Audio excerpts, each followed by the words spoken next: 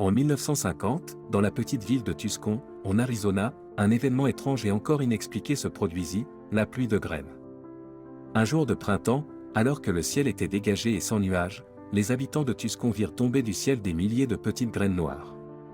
Ces graines, semblables à des graines de melon ou de pastèque, recouvrirent les rues, les toits et les jardins. Les scientifiques furent rapidement appelés pour analyser ce phénomène. Après examen, ils confirmèrent qu'il s'agissait bien de graines, mais aucune explication rationnelle ne put être trouvée. Comment ces graines étaient-elles arrivées là? Aucun oiseau migrateur ne pouvait en transporter une telle quantité, et il n'y avait aucune trace de tempête ou de vent viol qui aurait pu les transporter d'un champ voisin. De plus, aucune plante produisant ces graines ne poussait dans la région. Les journaux locaux s'emparèrent de l'affaire, et bientôt, l'histoire fit le tour des États-Unis.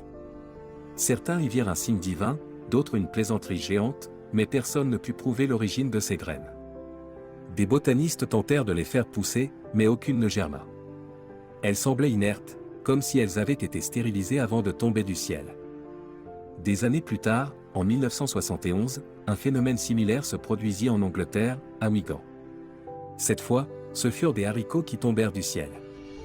Là encore, aucune explication scientifique ne fut trouvée.